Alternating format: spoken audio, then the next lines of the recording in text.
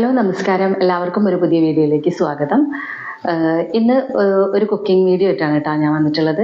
അപ്പോൾ ഞാൻ ഇടയ്ക്കിടയ്ക്ക് ഷോർട്സിലൊക്കെ ഇടാറുള്ളതാണ് അട ഉണ്ടാക്കിയിട്ട്. അപ്പോൾ ഇന്ന് രാഗി കൊണ്ട് ഉള്ളൊരു അട ഉണ്ടാക്കുന്നതാണ് ഞാൻ കാണിക്കാൻ പോകുന്നത്. നല്ല സിമ്പിളായിട്ട് ഉണ്ടാക്കാൻ പറ്റിയതാണ്, പെട്ടെന്ന് ഉണ്ടാക്കാൻ പറ്റുന്ന ഒരു അടയാണിത്.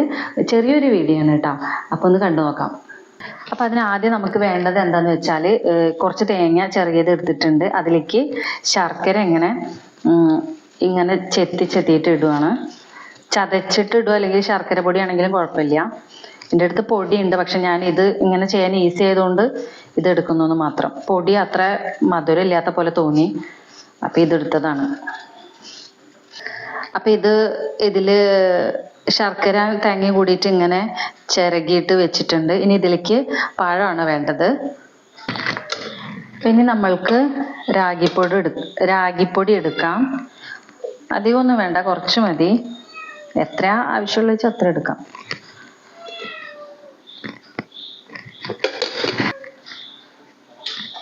ഇനി ഈ നാളികേരവും ശർക്കരയും കൂടിയത് ഇതിലേക്ക് ഇടുന്നുണ്ട് കേട്ടോ.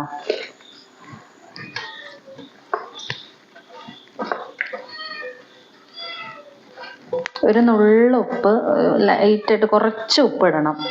പഴത്തിൻ്റെ കാര്യം എന്താണെന്ന് വെച്ചാൽ വീട്ടിൽ ഈ പഴം ഉണ്ടായ സമയത്താകുമ്പോൾ ഒരുമിച്ചായിരിക്കും അത് പഴുക്കുക. അപ്പോൾ എപ്പോഴും അത് കേട് വരാതിരിക്കാൻ വേണ്ടിയിട്ട് അതുകൊണ്ടാണ് ഞാൻ പറഞ്ഞത്, വീട്ടിൽ പഴം ഉണ്ടാവുന്ന സമയത്താണ് ഞാൻ കൂടുതലായിട്ട് രാഗിയട ഉണ്ടാക്കാറെന്ന് പറയാനുള്ള കാരണം അതാണ്.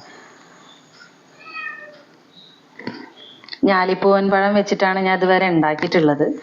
ഇനി വേറെ ഏതെങ്കിലും പഴം വെച്ചിട്ട് ഇത് ഉണ്ടാക്കാറുണ്ടോ എന്ന് എനിക്കറിയില്ല. ഞാൻ ഈ പഴം വെച്ചിട്ട് അത് ഉണ്ടാക്കിയിട്ടുള്ളത്.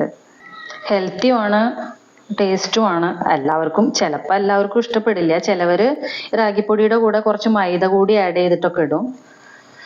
പക്ഷെ ഈ പഴം, ഞാലിപ്പൂവൻ്റെ പഴം ചേർക്കുന്ന കാരണം കൊണ്ട് അതിനൊരു പ്രത്യേക ടേസ്റ്റാണ്. അപ്പം പിന്നെ വലിയ ടേസ്റ്റ് കുറവൊന്നും ഉണ്ടാവില്ല.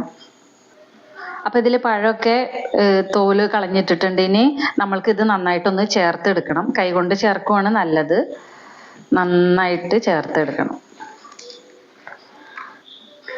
ഇതിൽ വെള്ളം ഒഴിക്കേണ്ട ആവശ്യമില്ല, കാരണം ഈ പഴവും ശർക്കരയുടെ നനവൊക്കെ കൊണ്ട് നല്ല പാകത്തിനായിട്ട് കിട്ടും. നന്നായി ചേർത്ത് കഴിയുമ്പോൾ വെള്ളം തീരെ ചേർക്കേണ്ട ആവശ്യമില്ല ഇതിന്.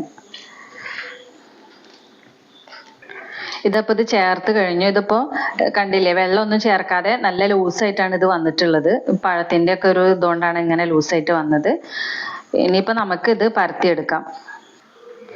ഇനി നമ്മൾക്കിത് പരത്താൻ വേണ്ടിയിട്ട് കുറച്ച് മാത്രം എടുത്തിട്ട് ഇതുപോലെ ഇട്ട് വെക്കുക. അധികമൊന്നും വേണ്ട. ഞാൻ നല്ല കനം കുറച്ചിട്ടാണ് എപ്പോഴും ഉണ്ടാക്കാറ്. അപ്പോഴാണ് നമുക്ക് കുറച്ച് കൂടുതൽ ടേസ്റ്റ് പോലെ തോന്നാം. എന്നിട്ട് ഇത് മടക്കിയതിന് ശേഷം എല്ലാ ഭാഗത്തേക്കും ആവുന്ന പോലെ ഇങ്ങനെ അമർത്തി കൊടുത്താൽ മതി.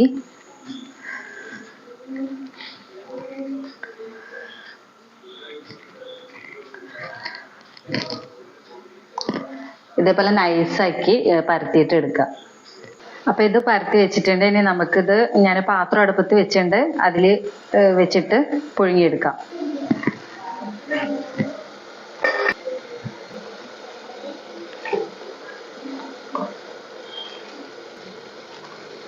ഒരുപാട് ഇട്ടാൽ ചിലപ്പോൾ കുറച്ച് സമയം വഴുകും. അപ്പം കുറച്ചിട്ടിട്ട് പുഴുങ്ങിയെടുക്കാം. ഇനി അതാവട്ടെ. ഞാൻ ഇതുപോലെ ഈസി ആയിട്ട് നൂൽപുട്ട് ഉണ്ടാക്കുന്ന ഒരു വീഡിയോ ഞാൻ മുമ്പ് ചെയ്തിട്ടുണ്ട്. നല്ല ഈസി ആയിട്ട് നമുക്ക് ഉണ്ടാക്കാൻ പറ്റുന്ന, കാരണം നൂൽപുട്ട് എന്ന് കേൾക്കുമ്പോൾ തന്നെ നമുക്ക് കഴിക്കാൻ ഇഷ്ടമാണെങ്കിലും കുറേ ആൾക്കാർക്ക് അത് ഉണ്ടാക്കേണ്ട ബുദ്ധിമുട്ടുകൊണ്ട് ഉണ്ടാക്കാത്ത ആൾക്കാരുണ്ട്. അപ്പം അങ്ങനെയുള്ളവർക്കൊക്കെ ഉപകാരമാവുന്ന ഒരു വീഡിയോ ആണ്. എന്തായാലും താഴെ ഞാൻ കൊടുക്കാം, വീഡിയോയുടെ ലിങ്ക് കൊടുക്കാം. അപ്പം നിങ്ങൾ കാണാത്തവരാണെങ്കിൽ അതൊന്ന് കണ്ടു നോക്കണം. അപ്പോൾ അട റെഡി ആയിട്ടുണ്ട്. തുറന്നു നോക്കാം. ആയിട്ടുണ്ട് കേട്ടോ.